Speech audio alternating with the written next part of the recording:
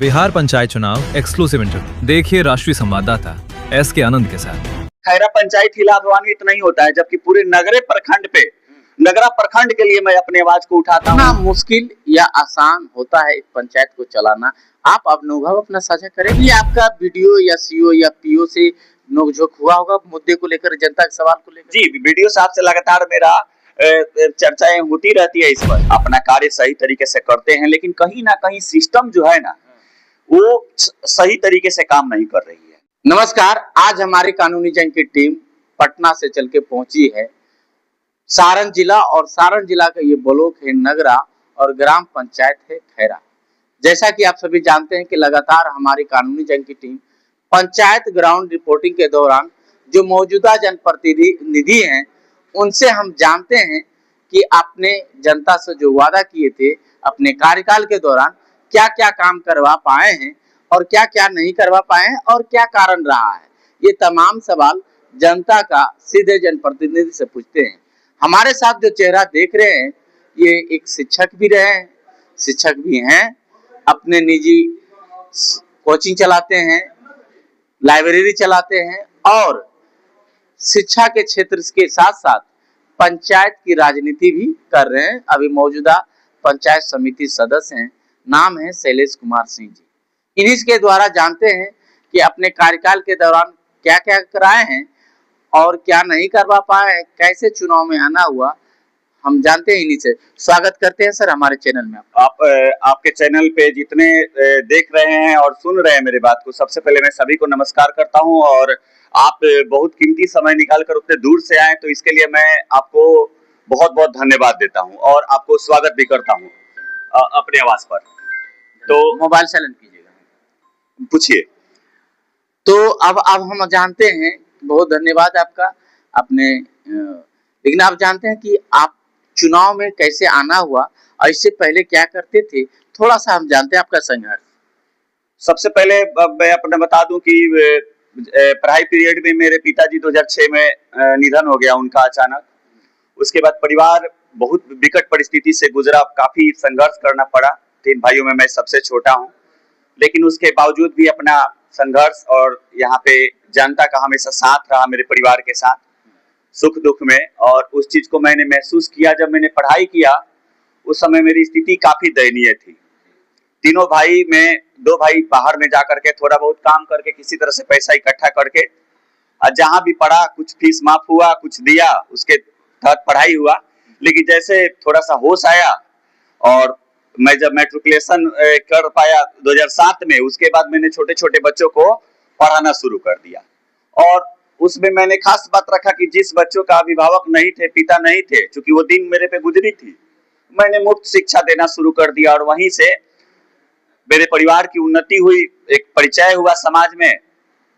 और धीरे धीरे करके हम जब आगे आए तो यहाँ तक पहुंचे। और रही बात चुनाव लड़ने की, तो देखिएगा किस प्रकार से शैलेश सर कहिए कि 2007-8 से वैसे अभिभावक वैसे बच्चों को शिक्षा दे रहे हैं जिनका अभिभावक नहीं, शायद जिनके सर पर माता पिताजी का साया नहीं रहता है, वो उस दर्द को समझते हैं और अपने पंचायत के बच्चों के भविष्य के विषय में जिनके गार्जियन नहीं थे उनके दर्द को समझा और अपने कोचिंग में शिक्षा मुक्त कर दिया।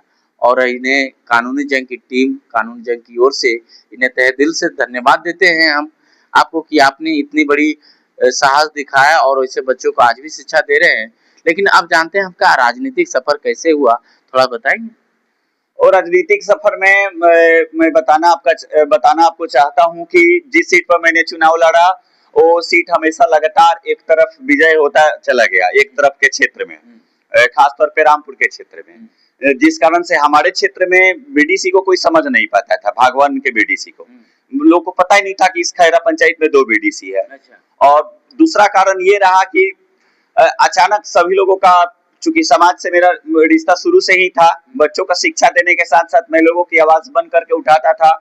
चाहे कोई कार्यक्रम होता था तो उसमें भी अब जहाँ कमी होती थी वहां मैं उजागर करता था। सभी ने ये चाहा कि क्यों नहीं सीट पर मैं चुनाव लड़ूं और एक खैरा क्षेत्र में भी लोगों को लगे कि 2 बीडीसी है, खैरा पंचायत में लगे कि 2 बीडीसी है। और इसके लिए मैंने सोचा कि चलिए कठिन है लेकिन चुनाव लड़ते हैं, देखते हैं जनता क्या आशीर्वाद देती है, और जनता ने मेरे पक्ष में आशीर्वाद दिया। तो यानी जीत दर्ज किए, पहली बार चुनाव लड़े 2021 में और जीत दर्ज किए, ये तो बहुत बड़ी उपलब्धि हुई। लेकिन जानते हैं सर कि अपने जनता से चुनाव के दौरान कुछ वादा किए होंगे कि हम ये काम करा देंगे, वो काम करा देंगे, क्या क्या करवा पाए, थोड़ा बताएंगे आप? तो मैं इस सवाल बहुत बड़ा सवाल है आपका, और ये बहुत महत्वपूर्ण है मेरे लिए भी और जनता के लिए भी। जनता से जब मैंने चुनाव लड़ा था तो सभी के दिमाग में एक चीज सेट था कि जितने मेरे साथ चुनाव लड़े थे उनको देखकर जनता ने जात से ऊपर उठ करके, चूंकि जहां जातीय समीकरण की बात होती है तो जो मैं यहाँ से राजपूत जाति से बिलोंग करता हूँ, तो यहाँ पे 40 से 45 वोट मेरे क्षेत्र में थे और राजपूत बनाम राजपूत की ही मुख्य लड़ाई थी। लेकिन बीच में जो अन्य कास्ट थे वो जात पात की लड़ाई यहाँ पे तोड़ दिए, और मेरे शिक्षा के कारण, मेरी आवाज के कारण, मेरे बातचीत, मेरे व्यवहार, मेरे परिवार को देखते हुए उन लोगों ने वोट किया। लेकिन मैं कहीं ना कहीं उन लोगों को धरातल पे मैं निराश किया। मैं आज भी इस चीज को महसूस करता हूँ कि जिस आवाज के लिए, जिस जन के लिए, जिस भ्रष्टाचार को दूर करने के लिए धरातल पे सभी लोगों ने मुझे चुना, मैं क्या बताऊं कि दुख तो है जनता को, जनता को भी दुख है, मुझे भी दुख है कि हम अपनी आवाज उठाते हैं, लेकिन कब, जब सदन होती है, धरातल पर तो मेरी काम नहीं दिखेगी आपको, निश्चित धरातल पे मैंने कोई काम नहीं किया। इसके पीछे भी मैं अपना कारण आपके अगले सवाल में बताऊंगा। लेकिन एक चीज हम जानते हैं कि आप धरातल पर काम जो भी है, सदन में जहां समन्वय समिति का बैठक होती है वहां आप बुलंद आवाज करते हैं, तो क्या रखते हैं उस समस्या बताते पदाधिकारी सुनते हैं, केवल सुनवाई होती है या कार्रवाई भी होती है? ये बहुत महत्वपूर्ण सवाल था जो आपने पूछा, इसके लिए धन्यवाद। कि धरातल पर मेरे कार्य नहीं दिखते हैं, लेकिन जब बीडीसी की बैठक होती है, पंचायत समिति की ब्लॉक पे बैठक होती है, तो वहां पे मेरे आवाज से केवल खैरा पंचायत ही लाभान्वित नहीं होता है, जबकि पूरे नगरे प्रखंड पे, नगरा प्रखंड के लिए मैं अपने आवाज को उठाता हूँ। कहीं शौचालय नहीं, जैसे आज तक मेरे खैरा क्षेत्र में शौचालय नहीं बना था। अच्छा। खैरा क्षेत्र में शौचालय नहीं था, सामुदायिक शौचालय, सामूहिक शौचालय जो अभी सार्वजनिक शौचालय नहीं था, जो अब बन रहा है, अब रेडी होने के कगार पे है माननीय मुखिया जी के द्वारा ही। लेकिन लगातार मेरा आवाज उस पे बनता गया, कहीं खेल ग्राउंड के लिए तो आंगनबाड़ी में कहीं भ्रष्टाचार हो, तो मैं अपना लगातार लिखित ब्लॉक पे और मौखिक, लिखित मौखिक, मैंने दोनों तरीकों से ब्लॉक पे समाज की में जितनी अच्छाई चीज, अच्छा कार्य होनी चाहिए, मैंने उसको रखा। भ्रष्टाचार की बातें भी की, लगातार राशन कार्ड के लिए लड़ते रहे। अब बहुत सारे पदाधिकारी गण भी है, अन्य नेतागण भी हैं, और ये तो राजनीति जो है एक समुद्र के में जो मछली की जो चाल होती है ना, छोटी मछली को बड़ी मछली खाती है, वो उस तरह की ये एक चीज और है कि पंचायत समिति का कोई अपना फंड होता ही नहीं है, निजी कोई फंड नहीं होता है, वो प्रमुख के द्वारा जो परसेंटेज बांट के आता है, इनके हिस्से में वो मिलता है।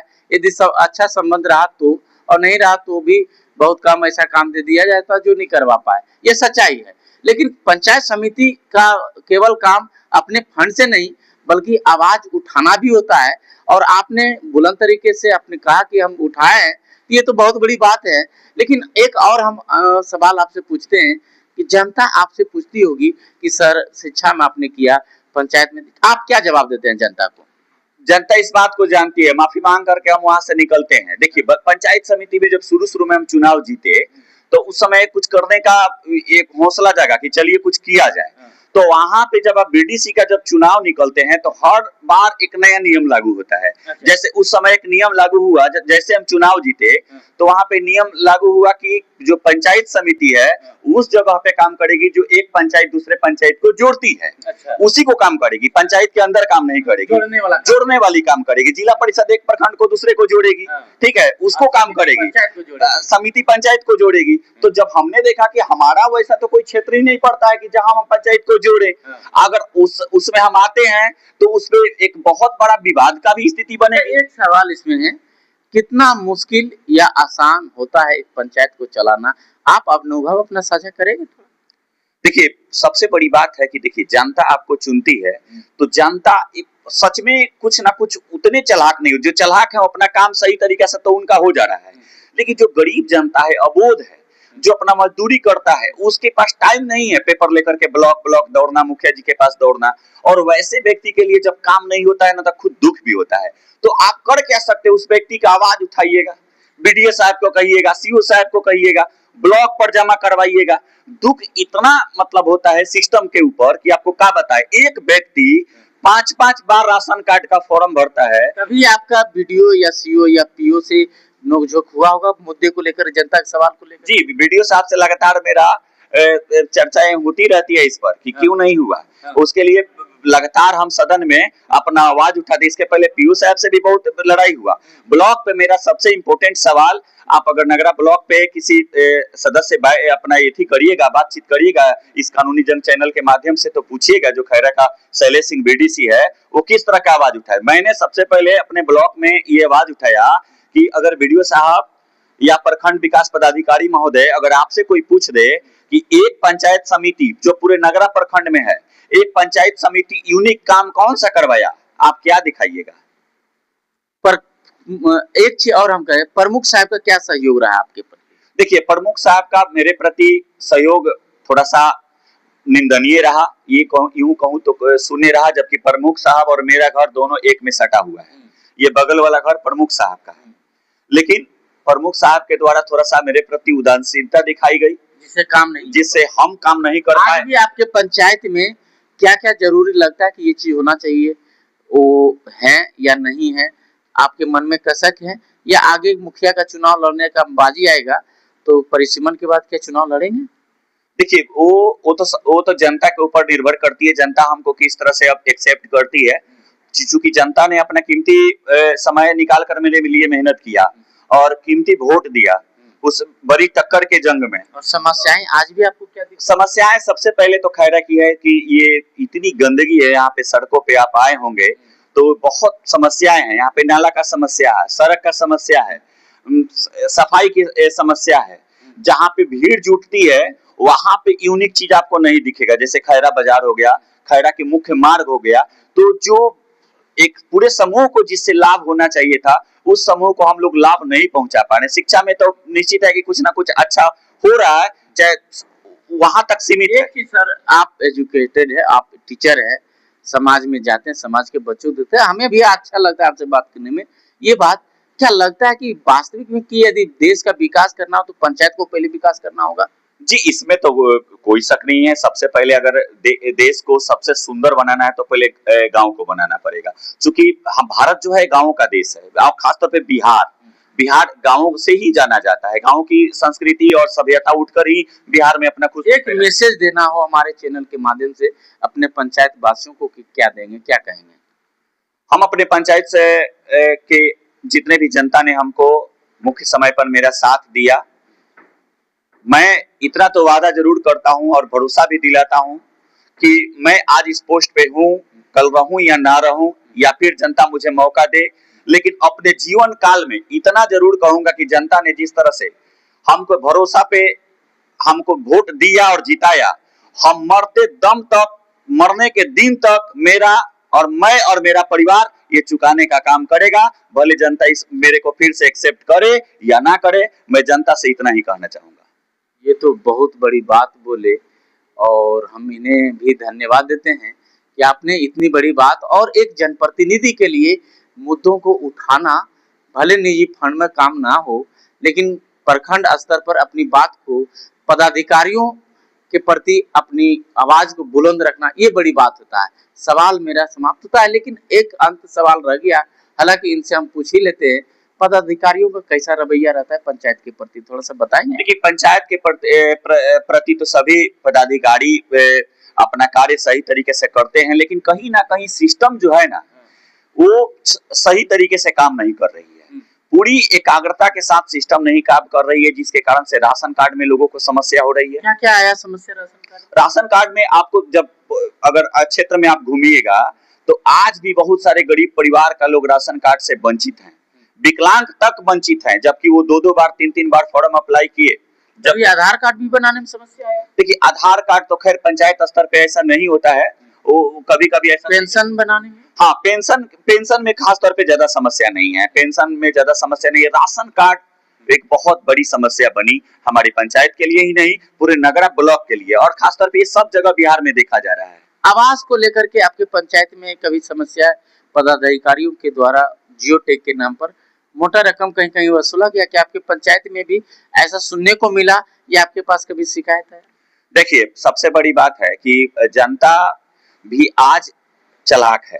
अगर जनता भी जैसे कि जनता सोच रही है कि अगर हम अपना पैसा दे करके मेरा काम जल्दी हो जाएगा, तो आपको बताना भी नहीं चाहती है, और जनता चुपके से अगर पैसा दे दे तो जनता की भी गलती है, और वो भी गलती नहीं कहा जा सकता, मजबूरी है, क्योंकि वो नहीं बताना चाहते कि हमने पैसा दिया है। उनको लगता है कि हम बता देंगे तो मेरा काम ही नहीं होगा। तो इस चीज का उजागर सही तरीका से नहीं हो पाता है कि कौन पैसा दिया और कौन नहीं दिया, क्योंकि वो जो दिया है वो तो चिंता में है कि अगर हम बता देंगे तो मेरा काम नहीं होगा। इसके लिए आप जनता से क्या कहिएगा?